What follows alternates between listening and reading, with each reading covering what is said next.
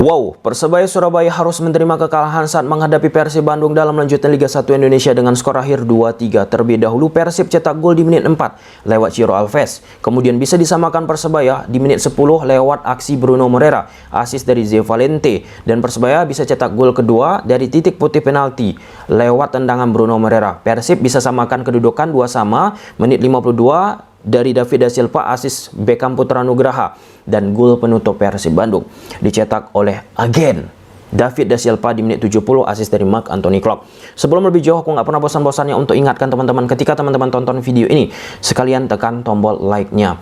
Instagram aku @tommy_deski. Kala pertandingan Persebaya menghadapi Persib Bandung, jebol dalam arti kata banyak banget yang tag aku, "Bang, apakah keputusan wasit untuk memberikan penalti bagi Persebaya Surabaya sudah tepat?" Atau yang mendm aku secara langsung itu banyak banget, "Bang, apakah keputusan wasit sudah tepat?" Nah, lewat video ini akan kita bahas. Yang pertama, untuk pelanggaran ini situasinya sangat amat sulit teman-teman. Pada akhirnya, penting bagi seorang wasit di atas lapangan untuk tidak out of position. Jadi pandangannya itu harus benar-benar jelas untuk melihat pelanggaran ini ataupun situasi yang terjadi. Nah, di sini pemain Persib Bandung, Alberto Rodriguez, sudah mendapatkan bola. Ia melakukan clearance, mengantisipasi bola duel udara tersebut. Secara bersamaan, Teza Pakualam mencoba keluar dari areanya menuju ke arah bola, teman-teman. Pemain Persebaya Surabaya pun secara beriringan mendekat ke arah bola. Oke, setelah Alberto Rodriguez mengantisipasi bola tersebut, di situ ada benturan di posisi belakang Alberto, Teza, dan So Yamamoto. Nah, selanjutnya wasit memberikan penalti bagi Persebaya Surabaya. Nah, kalau aku lihat situasi ini harusnya Persebaya Surabaya tidak mendapatkan penalti, teman-teman. Karena satu, posisi bola sudah kena pemain Persib, dalam hal ini Alberto Rodriguez terlebih dahulu, sedangkan attacker tidak dalam memainkan bola. Andai situasi ini bola lewat tanpa ada clearance dari pemain Persib Alberto Rodriguez, itu layak penalti. Namun untuk kejadian ini tidak seperti itu. Yang dilihat apakah ada keuntungan attacker, dalam hal ini So, dalam menguasai bola atau memainkan bola. Yang kedua, Teza Pakualam dalam konteks ini berniat untuk memainkan bola. Lantas di medsos ramai membandingkan penalti yang didapatkan Argentina versus Polandia setelah Messi dilanggar kiper Polandia. Ini situasinya beda karena attacker mencoba memainkan bola dan diganggu kiper Poland, sedangkan case Persib bola sudah diamankan Alberto, baru terjadi tabrakan. Jadi kembali ke konteks, Persebaya harusnya tidak mendapatkan penalti. Oke, kita masuk ke area teknis. Aku menganalogikan laga Persebaya menghadapi Persib Bandung ini seperti laga Barcelona menghadapi Real Madrid. Secara pendekatan permainan, biar lebih sederhana, biar lebih mudah kita untuk memahaminya. Persebaya Surabaya jelas orientasinya ke penguasaan bola, 73%. Persebaya Surabaya menerapkan Salida La Volviana lagi. Apa Salida La Volviana? Nanti akan kita jelaskan menggunakan papan taktikal. Persib Bandung, mereka nggak usah banyak-banyak menguasai bola. Overall, mereka hanya menguasai 27% penguasaan bola, dan tembakan ke gawang lebih banyak 4 kali berbanding Persebaya 3 kali. Kemudian yang keempat, Persib Bandung, ketika mereka kesulitan membangun serangan dari penjaga gawang, back, lini tengah sampai lini depan, transisilah menjadi salah satu hal yang coba dimanfaatkan oleh Persib Bandung. Yang kelima, ada sisi lemah defending yang dimiliki oleh Persebaya Surabaya, dan itu disadari oleh pemain Persib Bandung, khususnya David Da Silva. Sisi lemah defending Persebaya terletak di posisi mana? Di pemain mana? Kadek, tandem dari Stefanovic. 2-3 kali kalau kita ulas, teman-teman, 3 gol dari Persebaya Surabaya, dari Persib Bandung ke gawang Persebaya, sedikit banyaknya itu ada andil besar yang diberikan oleh Kadek, back Persebaya, sehingga Persib Bandung mudah untuk bisa menciptakan gol. Kemudian yang keenam, Pergantian pemain yang dilakukan oleh Boyan Hodak, angkat topi. Gokil. Ketika Beckham Putra Nugraha, bisa aku katakan sepanjang babak pertama nggak begitu prima. Terlepas dari assist yang ia berikan teman-teman, dimasukkan persekutuan langsung meningkat dari sisi kualitatif yang dimiliki oleh Persib Bandung, khususnya dari sektor sayap kanan. Oke, kita masuk ke grafis papan taktikal. Persebaya Surabaya di atas kertas gunakan pola 1-4-2-3-1. 1-4-2-3-1 ini juga bisa bertransformasi menjadi 1-4-3-3, atau ketika defending bisa menjadi 1-4-4-2. Di belakang ada Hernando, Reva Adi, fullback sebelah kiri yang sering melakukan overlap menjaga sisi kelebaran maksimal pemain Persebaya Surabaya, teman-teman. Kemudian duo center back Stefanovic dan Kadek. Kadek ini titik lemah dari Persebaya Surabaya. Setelah unggul 3 gol, kalau nggak salah baru diganti. Nah, ini kan terlambat. Kemudian di sektor kanan ada Rizwan. Nah, lalu untuk double pivot Persebaya dimainkan oleh Song Rival. Song aku suka banget permainannya di pertandingan ini, ketimbang dia dipaksa quote and quote ya, lebih bermain dekat ke gawang lawan. Dia lebih sering jemput bola ke bawah dan itu lebih fluid apa yang dilakukan oleh Song.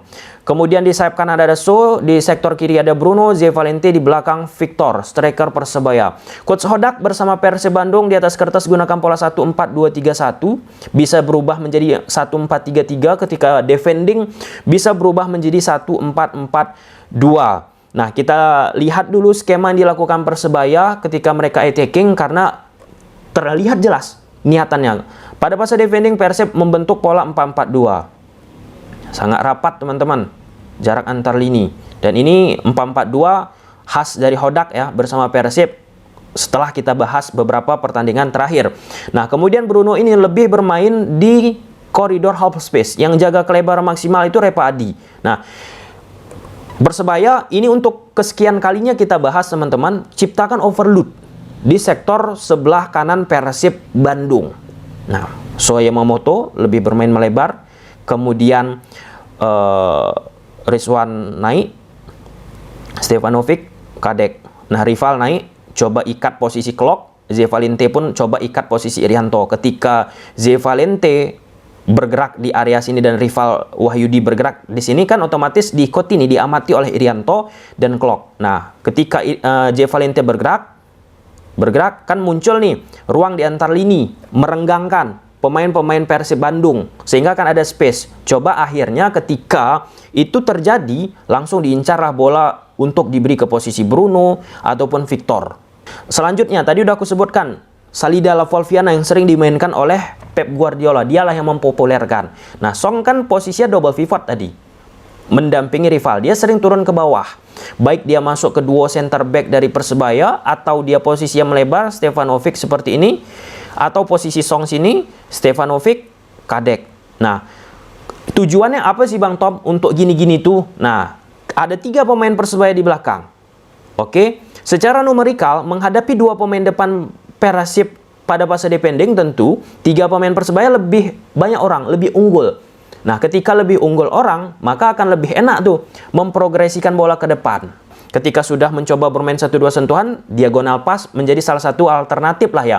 Coba dimainkan oleh Persebaya Surabaya. Salah satunya menyasar ke posisi Reva Adi utama. Atau posisi Bruno Moreira ini teman-teman, coba nih mengikat back dari Persib Bandung di sebelah kanan, Putu Gede. Dengan Bruno posisinya di antara Putu dan Kuivers. Nah, jadi kan posisi nanggung nih, dengan Putu tertarik ke posisi Bruno, kemudian Persebaya Surabaya melakukan diagonal ke posisi Reva yang mendapatkan space. Atau situasi itu dimainkan oleh pemain yang lain dan beberapa kali tereksekusi dengan bagus. Nah, untuk di sektor kiri Persib Bandung, secara defending, ini udah kesekian kalinya juga aku menyebutkan Edo Febriansah defending yang nggak bagus. Dan ketika Edo Febriansah diganti dimasukkan Rezaldi Hanusa, itu decision yang bagus, aku rasa. Oke, Persib Bandung ketika mereka melakukan attacking, kita balikan lagi teman-teman. Double pivot, Persebaya Surabaya, Kadek, Rizwan, Reva Adi, Zé Valente, Bruno, So. Nah, 4-2-3-1 atau 4-3-3 dimainkan oleh Persebaya ini bisa jadi 4-4-2 juga, sama seperti Persib Bandung teman-teman. Oke, Persib Bandung ketika mereka melakukan attacking, otomatis mereka berubah polanya menjadi 2-3-2-3 seperti yang sudah kita bahas sebelumnya. Irianto sebagai defensive midfielder. Putu Gede, Edo, Kuivers naik, Alberto. Aku jujur di babak pertama Persib Bandung nggak begitu berkembang sih permainannya teman-teman.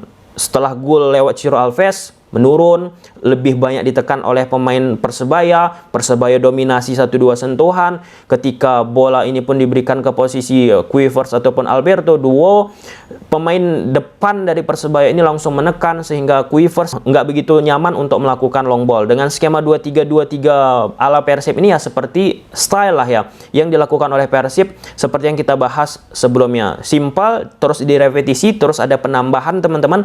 Penambahan itu ya terlihat di lini depan Persib Bandung ketika ada peluang, keklinisannya itu ya sangat-sangat terukur, teruji di beberapa pertandingan terakhir teman-teman. Madinda oke banget di laga ini, Klok sebagai orang ketiga oke, Ciro Alves, David da Silva oke banget. Dia tahu nggak mau dia memaksakan diri untuk head to head dengan Stefanovic, tapi ia coba incar posisi Kadek. Dia cari nih pemain yang lemah di belakang, bukan pemain yang kuat. Nah kemarin kita singgung Romero pemain Persita. Coba nih pemain Persita tersebut incar kecepatan, tapi incarnya posisi Kuivers bukan Alberto. Pas udah habis stamina Romero baru incarnya Alberto, kan sama aja. Kesulitan dari duel-duel bola udara, defending dari Persib kuat banget teman-teman. Dan memang senjata yang dimiliki oleh Persib Bandung selain open play ketika tidak maksimal, manfaatkan transisi. Set piece pemain Persib pun luar biasa loh, ada 3-4 kali dan itu keren banget. Transisi yang dilakukan oleh Boyan Hodak pun menyisakan 4 pemain. Aku amati selalu ketika momen transisi tersebut dilakukan. 4 pemain itu sayap kiri, sayap kanan, David da Silva dan dibantu oleh seorang pemain di tengah, baik itu Klok ataupun Madinda. Secara rutinitas bergantian seperti itu. 4 pemain di depan pada saat transisi kan mengharapkan, ya kalau tidak sama orang, kalah nih pemain lawan. Nah itu berhasil diciptakan oleh Persib Bandung. Oke, sangat-sangat simpel. Oke, sampai sini aja dulu teman-teman videonya. Semoga bermanfaat. Bye.